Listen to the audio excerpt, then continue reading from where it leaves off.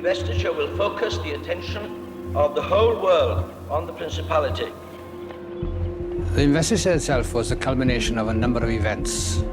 They were all, from our point of view, deliberately offensive.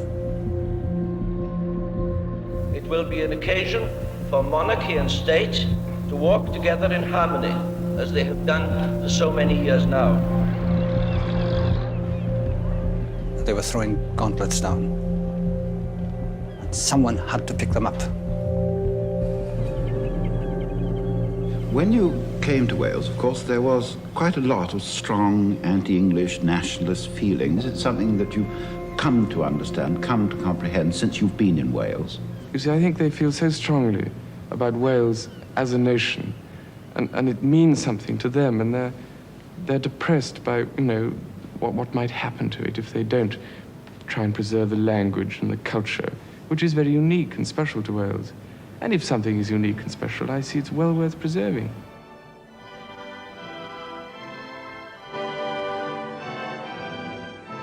Well, it's now just 10 minutes to midnight, time on BBC One for us to wish you a very good night. Good night.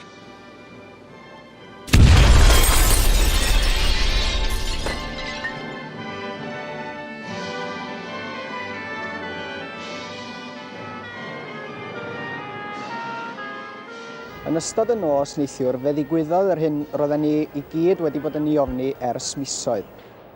I believe that the nationalists of Wales have created a monster they cannot control.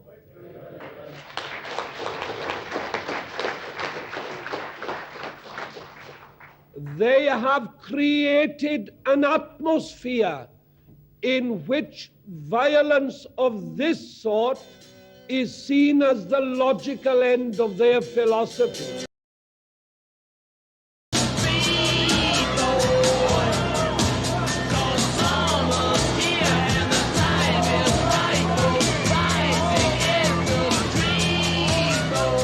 We in Wales were the local arm, as it were, of a worldwide movement. A worldwide movement, a protest against the old established orders of the imperial order, which had led to world wars and so on. Young people saying that they wanted a better future for their countries. We want a new order which puts people and their cultures first. I've not put them down.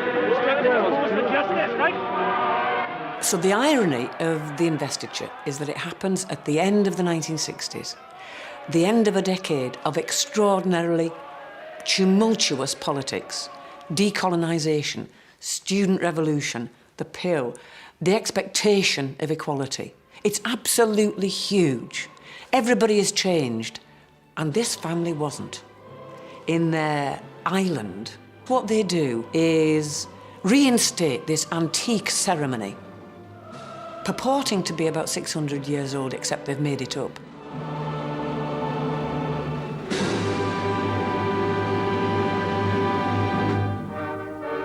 The promise of the investiture ceremony had been made in Cardiff over a decade earlier. The British Empire and Commonwealth Games in the capital have made this a memorable year for the Principality. I intend to create my son Charles Prince of Wales today.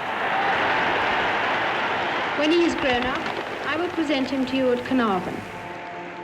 I remember sitting in the headmaster's study at Cheam, and we were all watching the television, and there were several other boys there, little ones.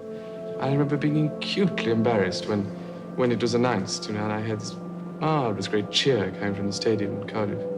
And I think for a little boy of 9, it was rather bewildering.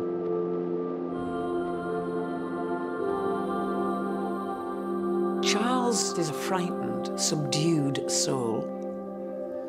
The Queen tells him, across a public address system, for goodness sake, that he's going to be anointed the Prince of Wales. This is a very odd way of being a family, but it's a guarantee of the duty of the sons. This is the way that the royal family was really operating at this point. You are told something, you put up with it, you deal with it, and you cope with it. And it's really hard for Prince Charles because he's a very sensitive child, he's a very thoughtful child, and this weighs heavily on him. He really is expected to just accept it and get on with it. The idea of the 1969 investiture was popular in Wales. A Western Mail poll at the time suggested that the majority of Welsh people welcomed their new prince with enthusiasm, without ever questioning his historical right to that title.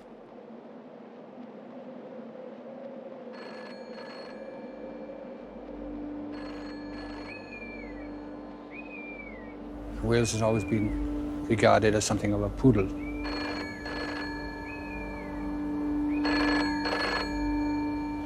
And I think the principle was that we had to show that this was not a sentiment shared by everyone, and that there were some people who remembered a bit further back. One of those who questioned the legitimacy of this unfolding ceremonial was a man who had pledged his life to serve Queen and country. A young army sergeant called John Jenkins, who single-handedly took it upon himself to reorganise and mobilise an underground movement called MAC, Mudiad Amddiffyn Cymru, against the most public display of state power this small country had seen in recent years. John Jenkins was born in 1933 and raised in Treharris and then Pen y Bryn in the Rhymney Valley. He was the son of a miner, and he described his childhood as idyllic. The young John wasn't raised as a Welsh speaker, but he was fascinated by history and his Celtic roots. In particular, he was captivated by Capel Gwladys, an ancient site on Gelli Gaer Common, close to his home in Pen y Bryn. It's a place he would return to many times in his life. He played drums in the local kazoo band, and his love of the drums and the outdoors would take him into the army.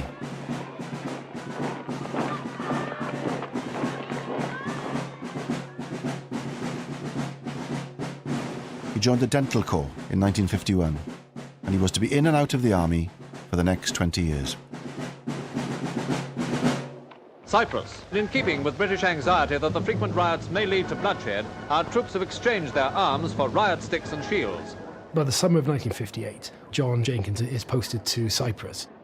What going on in Cyprus at that time is the AORCA campaign, which is against British rule on the island.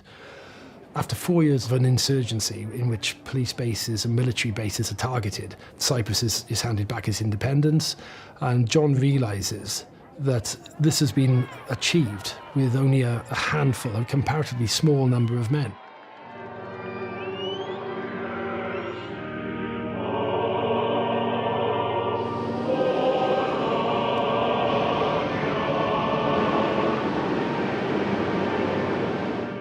The British Empire flourishes because of the coalfields in South Wales, because of the iron, the steel, not just in South Wales, not just from the slate from North Wales, but it's an integral part of the imperial story.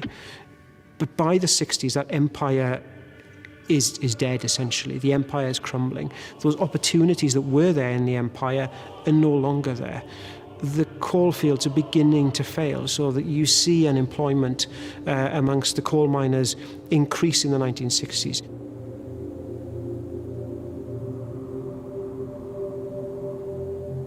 With Welsh industry in slow decline, water was perhaps the only natural resource that Wales had left in abundance.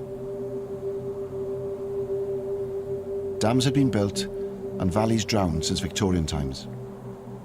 But it was the proposal by Liverpool Corporation to create yet another reservoir at Capel Celyn that was to bring the Welsh nationalist spirit to life. For many in Wales, the drowning of the village of Capel Celyn in the Tryweryn Valley was the defining political event of their generation. Despite protests on the streets of Liverpool, numerous petitions, and a vote by every Welsh MP against the proposed scheme, the drowning of the valley went ahead. John Jenkins' political flowering really begins with witnessing what is happening with the flooding of Tryweryn. I mean, he's in Germany at the time. He sees that there are 36 Welsh MPs, not one of whom votes in support of the bill, And yet, having exercised this democratic opposition, the voice of Wales is ignored. But he thinks something's wrong here. When a nation such as Wales can be hit over the head so badly, then where do we go from here? Where does that leave us?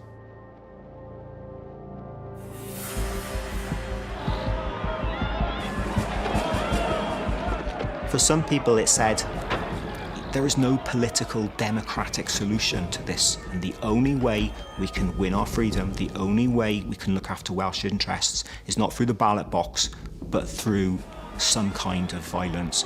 And Tryweryn does see the emergence of violence as a political tool within Wales. The following year, on his return to Wales, John Jenkins was to bear witness to one of the most horrific man-made disasters of the industrial age, in a town that was close to his heart. BBC One continues now, earlier than published, with 24 hours.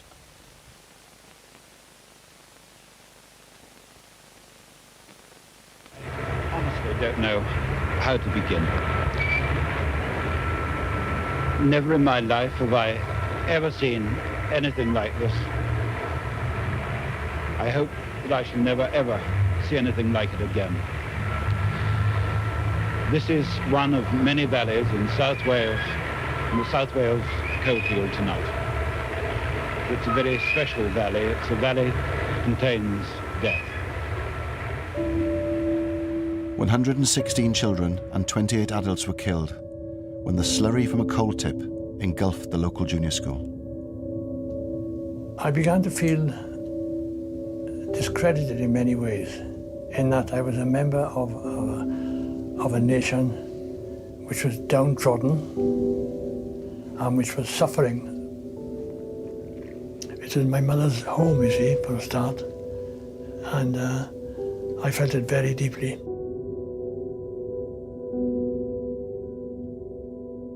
It was a combination of various factors which did include Tryweryn and did include Aberfan.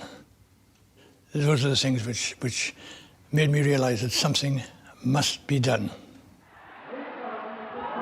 That summer had seen a significant victory for the nationalist movement in Wales, with Plaid Cymru, the Welsh Nationalist Party, winning its first parliamentary by-election in Carmarthen in July 1966, making Gwynfor Evans the first ever Welsh Nationalist MP at Westminster.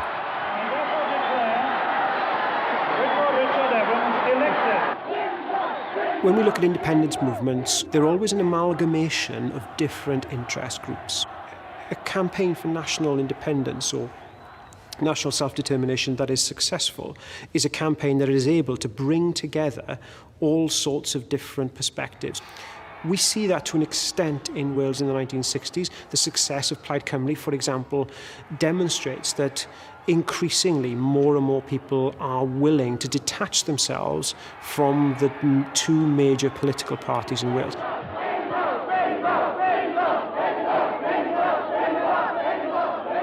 But Gwynfor Evans would struggle to reconcile his position as Plaid Cymru's only representative in Parliament with the demands of other groups within the growing movement for Welsh independence. Cymdeithas yr Iaith was founded in 1962 to try and get official status for the Welsh language, to get road signs in Welsh, official forms in Welsh, was part of the awakening of realising that our language was not something which was dying out, but was part of a living, new, young enthusiasm for Wales, a young revolution in Wales. You have Cymdeithas yr Iaith that are committed to direct action, but Cymdeithas yr Iaith are also an organisation which is committed to pacifist means. And then you have groups like MAC and the FWA who are committed to a more violent campaign of disobedience, of disruption, of terrorism, if one likes. At Machynlleth, the young people met to express through a protest march their dissatisfaction with the situation in Wales. These rallies drew together a variety of organisations: the Free Wales Army, the Young Patriots League, the Patriotic Front, the Anti-Sice League, and it's open to question how far these various groups enjoyed shared objectives and shared membership.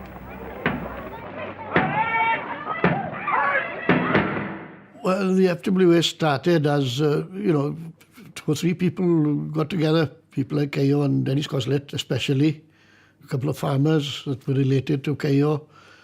Cayo had a privileged boyhood and education. He went to 2 or 3 public schools, I think.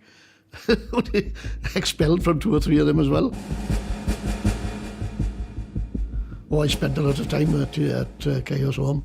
It was a small mansion, it was a lovely place. He was a throwback, from the days of the princes. That's when he should have been alive, in fact. The days of Glyndŵr and Llywelyn. He'd have loved it. There were many non-Welsh speakers in the FWA, especially those from Rhondda, Merthyr, places like that. And they joined the FWA, I think, because they didn't feel as if they fitted in with Plaid Cymru because of the language. They wrongly thought that they had to speak Welsh. And FWA became a natural home for many of these disenchanted Valleys people. We'll make a stand and prove to the world, for once and for all, that we are a nation, that we will stand on our feet. At least we have made the dismal pages of Welsh history a little more exciting. Cayo is in the South Wales Borderers, and he fought in Malaya against the communist insurgents. And he always hated communism from then on, and anything left-wing.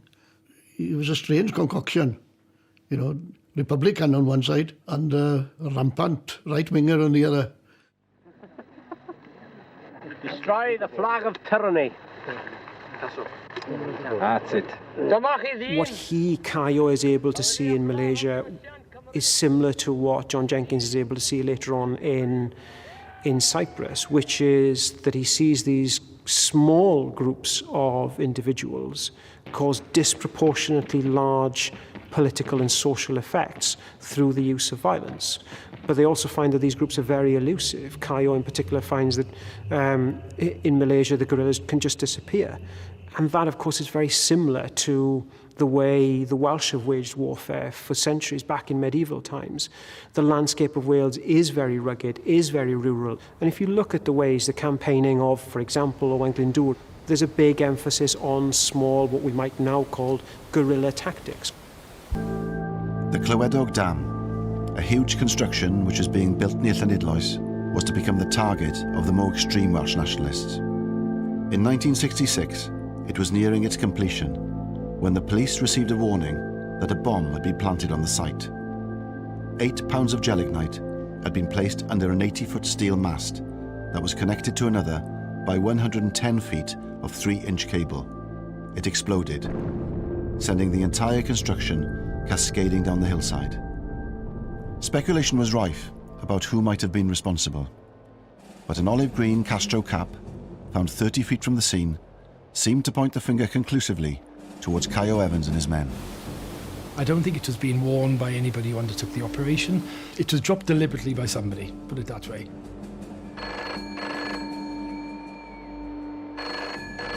"200 people were questioned throughout Wales, one of whom was Gwynfor Evans. So in the dark are they, I think, as to who might be responsible, whatever their suspicions.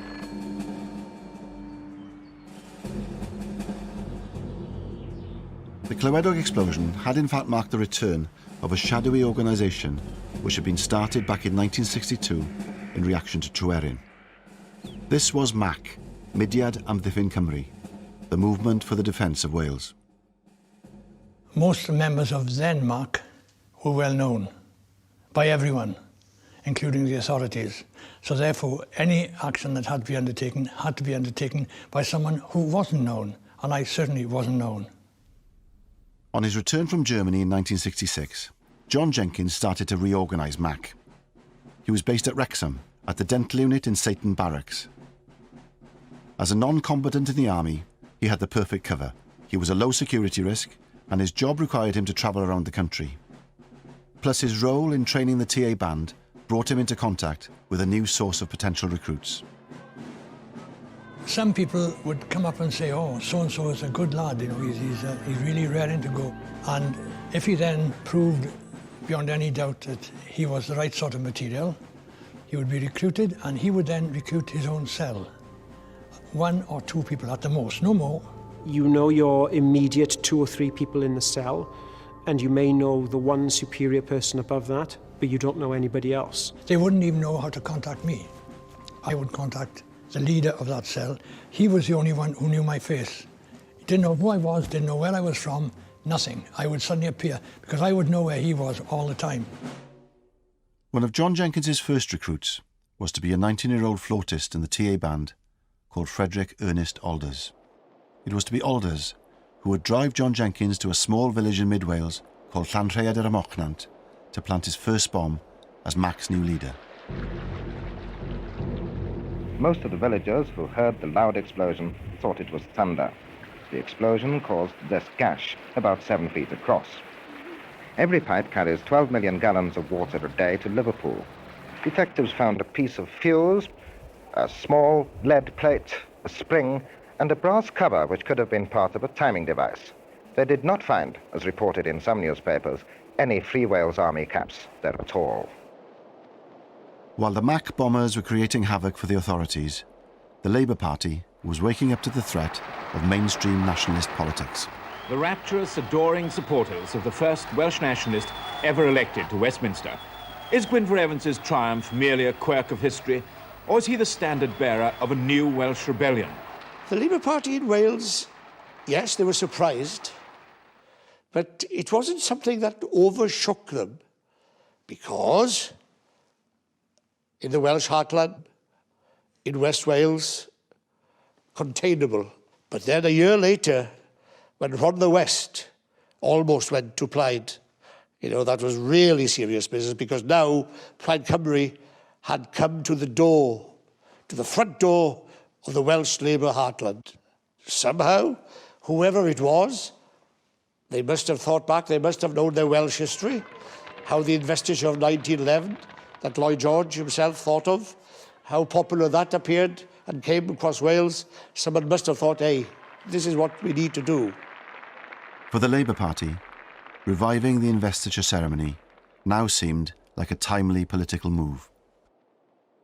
There was an understanding, I think, on the part of Labour MPs that the royal family was a lot more popular than one might appreciate if one just listened to the nationalist narrative, and that by holding such an ostentatious demonstration of royal power and of unionist power in the capital of Welsh nationalism, they would be cocking a snook at any kind of move towards a more nationalistic Wales.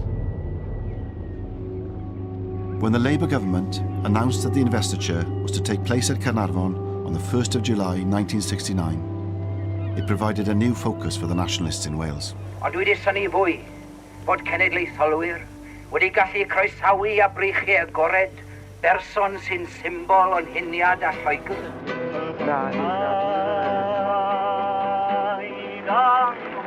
Cymdeithas yr Iaith prepared themselves for a new wave of protest, and with the first meeting to discuss the investiture arrangements to take place in Cardiff in November, all eyes were on the capital city.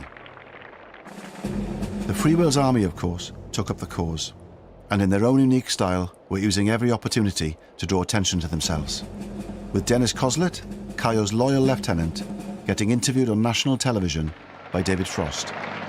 Tell me a little about the Free Wales Army. What does it stand for? Well, we are a militant group. We are not pacifists. We are neither conscious. We are prepared to fight for our freedom. Fight for your freedom against whom? From the imperialist government. The Free Wales Army did have its role to play within the militant arena. They were visual, they were vocal, and they did succeed in diverting resources and attention from the real bombers. What sort of things have you done so far? Oh, we've caused a lot of damage to your pipelines. How have you done that? How have we done it?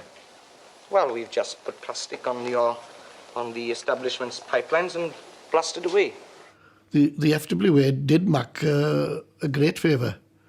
They took all the publicity while Mac could act surreptitiously. Nobody knew who they were, where they were from, where they'd strike next. On November the 17th, 1967, the Investitures Organising Committee was to meet at the Temple of Peace in Cardiff. John Jenkins, as MAC's new leader, was acutely aware of the opportunity this presented. John decides that every time a member of the royal family or those involved in the organisation of the ceremony steps into Wales, there will be an explosion.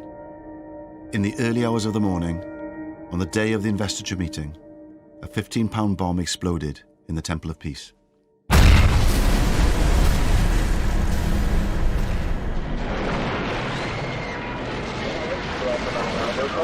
Roads out of the city were immediately sealed off, and within an hour of the blast, known extremists throughout Wales had been roused from their beds for questioning.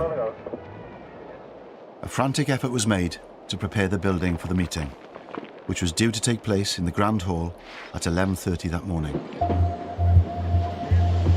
The Queen had appointed her brother-in-law, Lord Snowdon, to coordinate the ceremony. He arrived at Cardiff Central Station to be informed that both he and the conference were the subject of a police maximum security operation. I wish to deplore and condemn the action which took place in the Temple of Peace here in Cardiff in the early hours of this morning.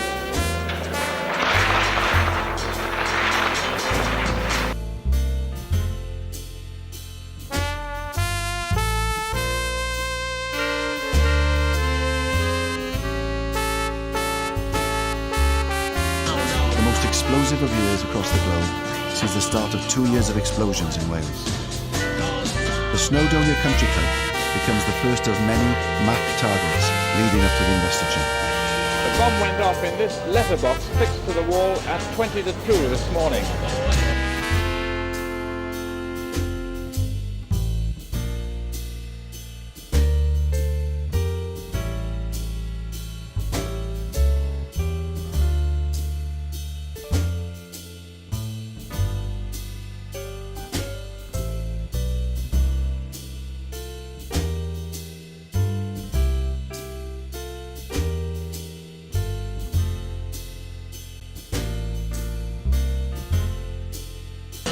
Carnarvon Castle, where the bitterness was born, where in 1282 Llewellyn the Great was killed fighting the English. And it's in this shrine of Welsh nationalism Charles Windsor becomes the 20th Prince of Wales, a castle preparing yet again for a siege.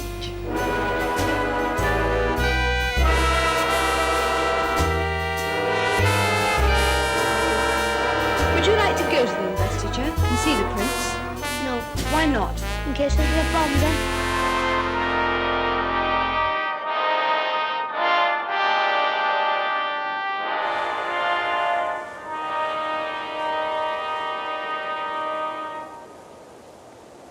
I believe that the nationalists of Wales have created a monster they cannot control.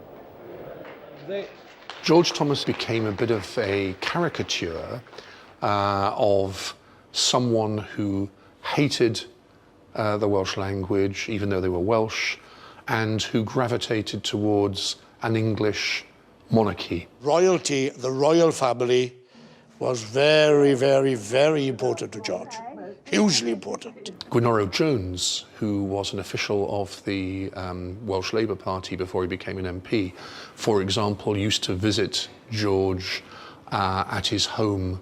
He walked into the lounge, either side of the fireplace, 2 feet by 3 feet type of size. Both sides, the Queen and Prince Charles. Amazing. Funny thing to keep in your lounge, isn't it?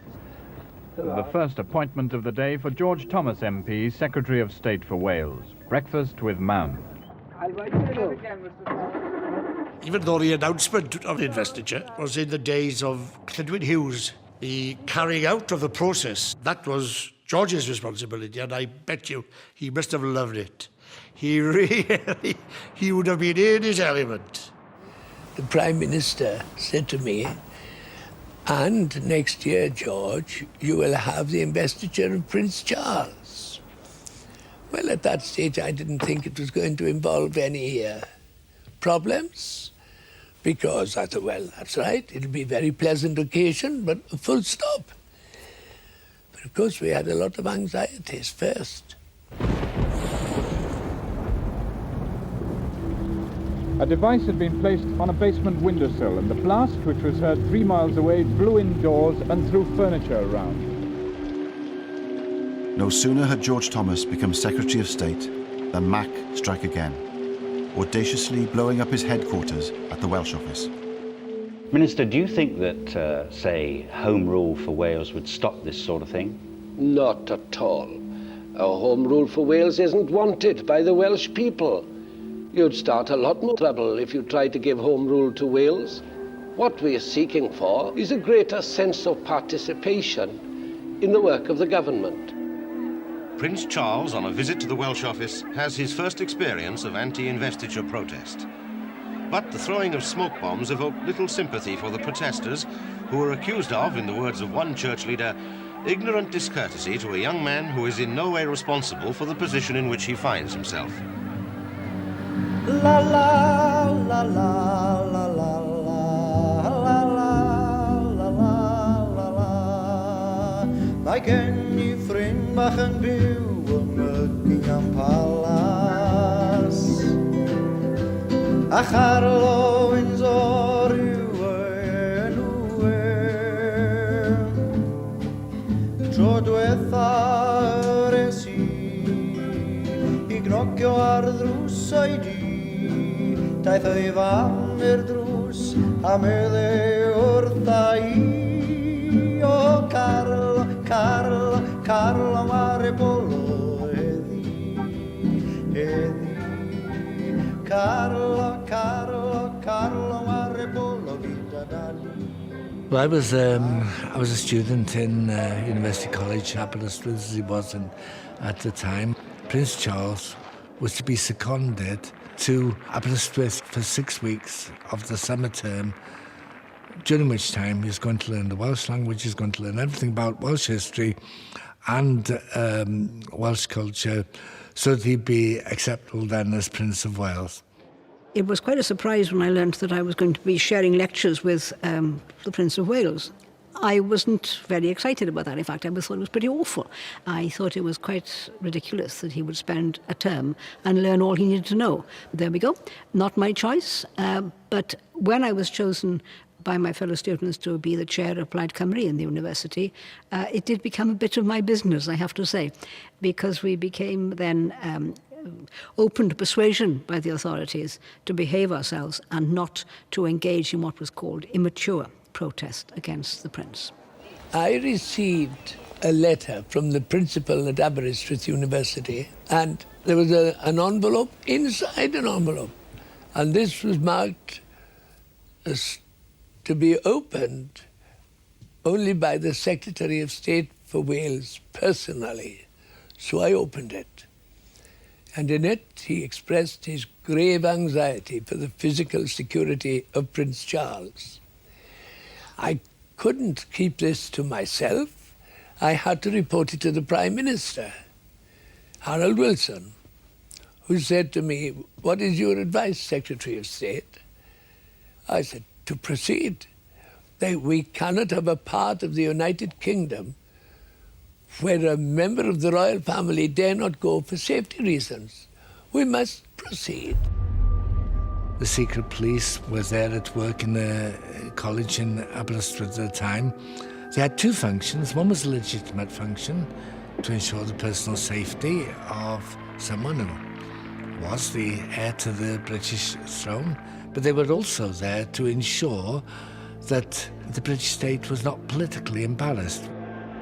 When we held our protest, the day in which he arrived at the college, I climbed onto the roof of the old college building and I tore up some pieces of paper and I dropped them down as confetti to mark the marriage of the University College of Wales with the British establishment that they were willing to sell out to be used for a blatantly political purpose.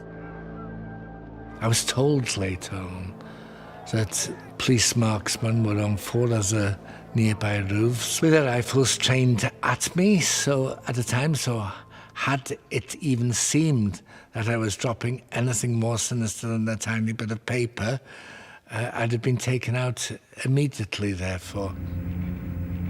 Mr. Millward, as one of the Prince's tutors, you've been putting the final touches to his timetable today. Just how rigorous a syllabus will it be? It's quite a heavy syllabus. He'll have his plate quite full during these 9 weeks, and he's very willing to work hard. It was very strange to be in Edward Millward's company because he was vice chair of Plaid Cymru in Aberystwyth, and he was a member of staff, and he was the tutor who was teaching Prince Charles Welsh. And he was one of the people who was most concerned that Plaid Cymru, the University of Plaid Cymru, responded maturely and sensibly and didn't make fools of ourselves or the Prince. But he was felt by the students to have sold out to the institutions by cooperating so enthusiastically.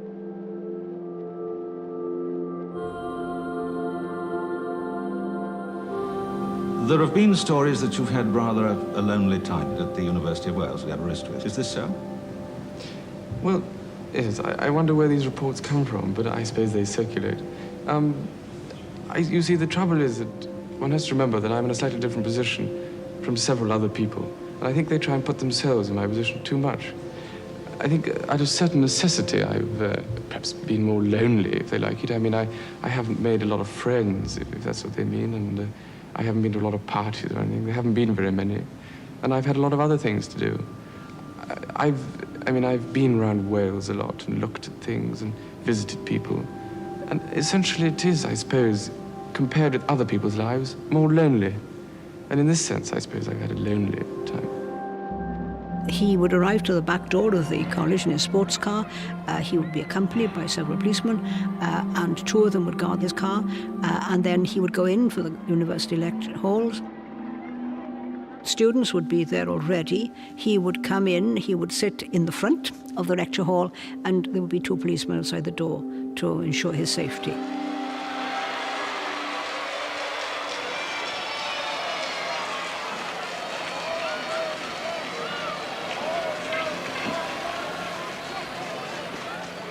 You also learned the Welsh language. Did you find that very difficult? Because most English tongues find it very difficult to get around. Well, I think all languages are difficult, but I suppose there are certain things. I mean, the double L's are terrible. Well, they were fairly difficult, except that I went to Llanelli not long ago, and the mayor said, "Can you say Llanelli?" So I said, "Llanelli," and he wiped the saliva out of his eye and said, "Well done." But there is a way of doing it. You put your tongue in a certain place and blow. The speaking Welsh, like, is it's a trick, and it's worked because he's done a very short course in a language laboratory which has taught him how to pronounce words, and he reads it off the paper. Rydw I wedi synnu at yr holl gystadlaethau yn y sefydliad rhagorol yma, ac rydw I wedi cael blas arbennig ar y canu brwd a phersain. Canu mor frwd, fel y byddai'n dda eich cael chi gyd yng Nghaernarfon. Prince Charles has won over the hearts of most of the middle-aged women, especially. And this has been effective, and the ceremony itself was cooked up more or less for the 1911 ceremony at Caernarfon by Lloyd George. And it was then a political gimmick, and to a great extent it is now also a political gimmick. Well, this picture is a very splendid picture of the presentation of the very first English Prince of Wales to be presented to the Welsh people in 1284. And this little fellow here is the actual Prince of Wales being held by his dad, King Edward I. And here are the painters of this splendid picture. There's Ian, Lynn and Mark. Hello.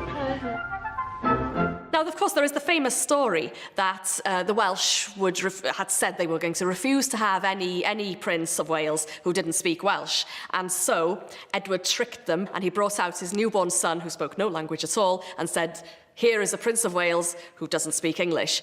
That is a complex moment of myth-making, really, because actually the investiture of Edward II took place over in Lincoln, in East England, rather than Carnarvonshire in 1301, 17 years later. And no ceremony was recorded, and certainly nothing happened in Carnarvon because Edward wasn't there. So when we think about these ceremonies, we've got to think about an idea first coined by historian David Cannadine. That was the invention of tradition. The monarchy's stress through staging royal ceremonies in more public ways, that this stuff is old, that it has a long tradition reaching back hundreds of years, if not 1,000 years, when in fact all of the pageantry, the pomp and circumstance, the colour, the gold, the glitz that we associate with the modern British monarchy, a lot of it's come from the 19th century as a way of sort of articulating a sense of shared history and heritage that unites the nation as a whole. 1969 is definitely a departure from 1911 in terms of the way the ceremony looks and feels. And instrumental to the changes is the figure of Lord Snowdon, Anthony Armstrong-Jones, who had, at the start of the decade in 1960, married the Queen's younger sister, Princess Margaret. And in his approach to the ceremony in 1969, he tries to incorporate all of the sort of the feel of the 1960s, that it is a more modern ceremony. I think that when I did it, there were certain people thought I was going to be a whiz kid and do an ultra-modern thing. Actually, it was very traditional. And if it's sort of like what Henry V would have done if he'd had perspex. I wanted it to be romantic, I wanted to be good on television. That was the only thing. I did not want it to be an elitist ceremony. In the stage management of a national occasion, there's never been such a bias towards television before. Scarcely a battlement here without its cameras. And under the guiding hand of Lord Snowdon, the castle has become a kind of medieval television studio. I mean, it would be madness to design it just for the few inside. One must design it for the 500 million viewers, which is believed to be watching. And the rehearsal started where the procession itself will start, at the special Royal Railway platform built near a factory 2 miles from the town. It was one of the biggest security the country had ever seen at that time. There were nearly 2,500 police officers. They came from everywhere, including the plainclothes. I think there were about 1,000 of those, 1,500 nearly uniformed officers. To organise such an event was enormous. The gentleman in charge, the Duke of Norfolk, he was an experienced coordinator of such events, but the biggest danger is if you pre-tell everybody where you're coming, how you're going to do, where you're going to walk. A good terrorist can either have a sniper, an explosion, or what have you, and that's how, if I was going to attack anybody, how I do it. The discovery of a bomb near Holyhead Pier, where the royal yacht was due to visit, intensified police fears over security. 3 men were arrested, but their connection to Mac was never proved.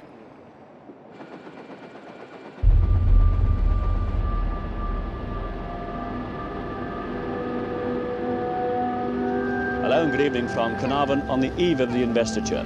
A town which seems about to explode as the sightseers pour into the streets to... John Jenkins, meanwhile, was hiding in plain sight, right under the noses of the security forces.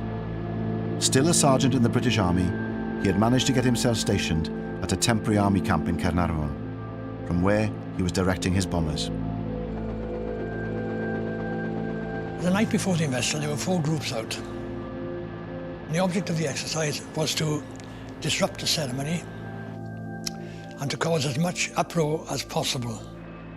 One was a bomb placed somewhere near where the royal family coach would be coming down.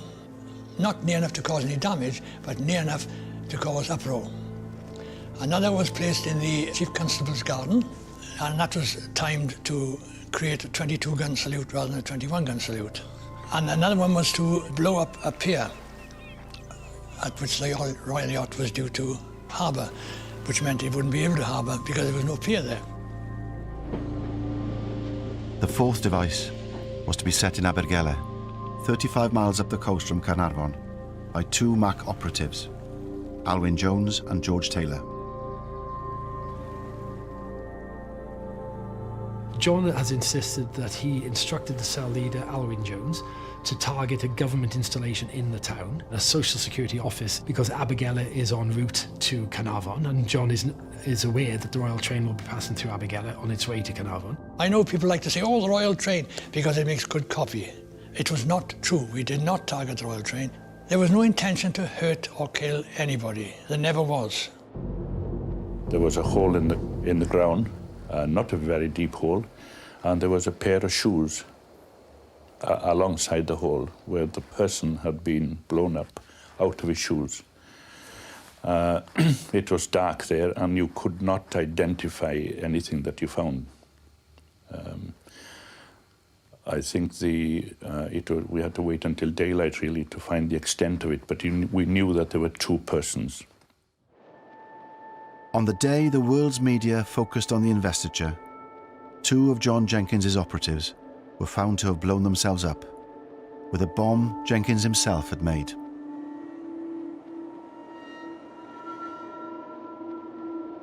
An officer put his head in and said, "Well, we got 2 of the bastards last night." I went down to the sergeant's mess to find out what was happening, and all they had on was bloody cricket or tennis or something. So I had to sit there through all that. I had to act as if nothing had happened and laugh and drink with them all and joke about it and stuff like that. And it was several hours later I discovered which group it was.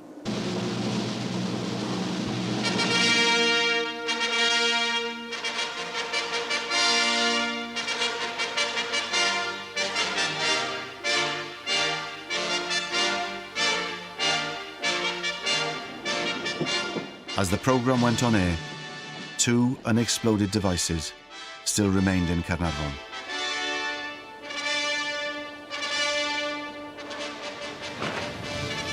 There's the Prince of Wales. He's got out of the train now and into his carriage, wearing the uniform of the Colonel-in-Chief of the Royal Welsh Regiment. With him is the Secretary of State for Wales. We would be untrue to history if we did not say everyone, including, was quite clearly a bomb. But Prince Charles just looked at me and said, "What was that, Mr. Thomas?" So I said, "Royal salute, Prince Charles." And he looked at me with a question mark in his eyes and he said, "Peculiar royal salute." And I know North Wales will forgive me because I said, "Peculiar people up here, sir." I had to say something to cover up, and we both laughed.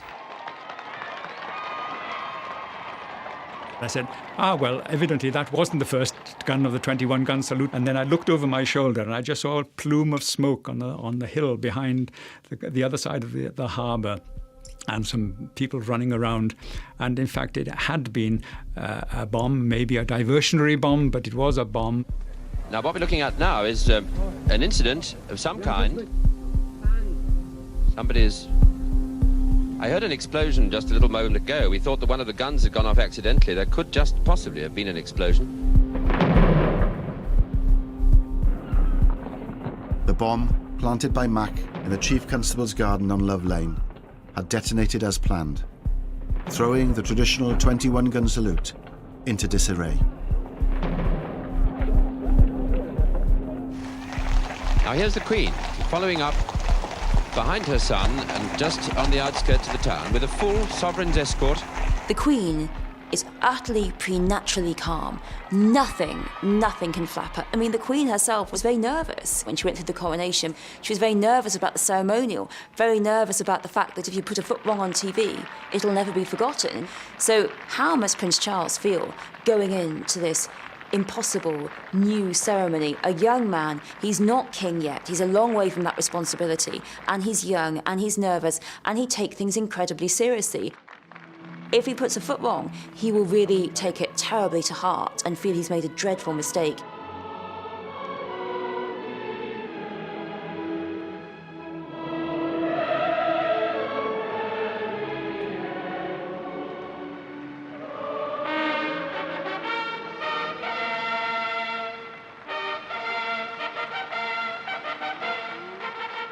Lord of the Isles and Great Steward of Scotland, Prince of Wales and Earl of Chester, and to the same our most dear son, Charles Philip Arthur. Devices which have yet to activate, which should have activated at some point during the investiture day.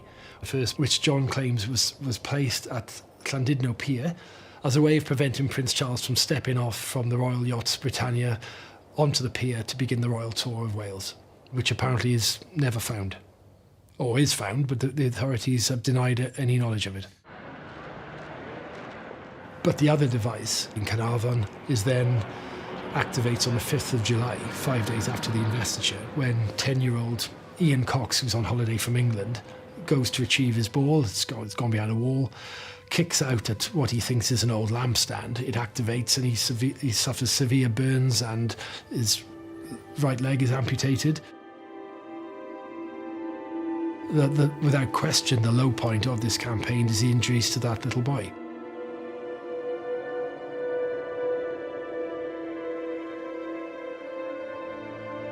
The perfectly understandable response is that such injuries to a 10-year-old boy can never be justified, whatever the political cause. Whenever anything failed to detonate, a call was always made to the police to tell them about it and where it is. And this was done, but they didn't take any notice of it, apparently. So I made a point of asking, when I was captured eventually, why didn't you take any notice of the call about the bomb? And they said, because it was one of thousands we had on that day, and we couldn't possibly investigate all of them. Such a campaign of sort of indiscriminate time devices, deaths and injuries are perhaps inevitable one way or another. Explosions on remote pipelines in the Welsh Mountains is one thing, blood on the streets is quite another. This is as bad as it gets. I think, looking back, Charles was the experiment. He was the guinea pig, if you like, in the royal family media project, in the whole let's get the TV cameras in and show ourselves off. Now, partly that's a pact with the devil. They have to do it because that's the commandment, really, of modernity.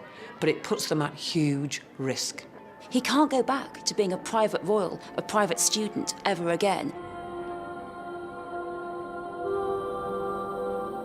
I think John gets a sense that the police are onto him, and so he returns home and finds himself back at Capel Gladys, which has always been a place of sanctuary for him. John said if the pressure was bad leading up to the investiture, after it was just almost to the probably unbearable, actually.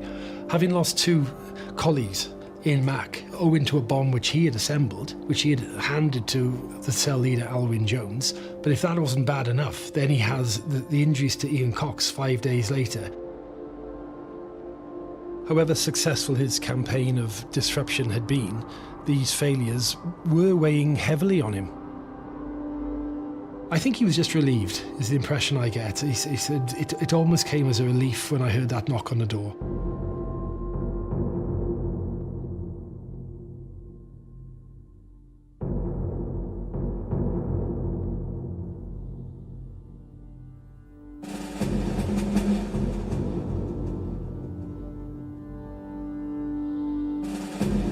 "50 years on, aged 86, John Jenkins is seeing out his days in a nursing home, having forgotten nothing. While history seems to have forgotten him and the war he once waged against the British state, he says his only regrets are the deaths and the casualties that he caused. The investiture thrust Charles into a life lived under constant media scrutiny and intrusion.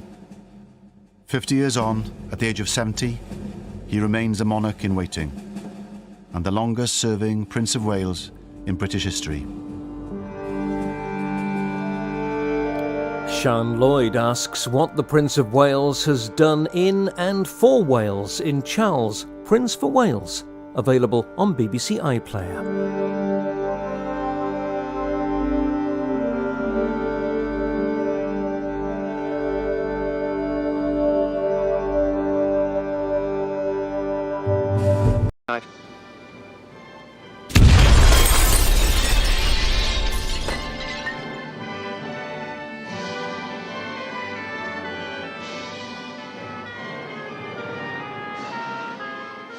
Yn ystod y nos neithiwr, fe ddigwyddodd yr hyn roedden ni I gyd wedi bod yn ei ofni ers misoedd. I believe that the nationalists of Wales have created a monster they cannot control.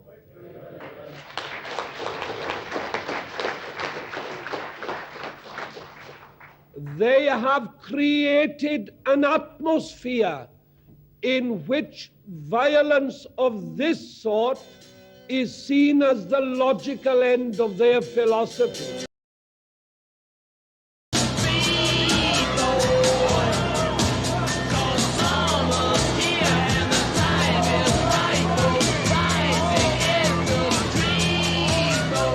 We in Wales was the local arm, as it were, of a worldwide movement.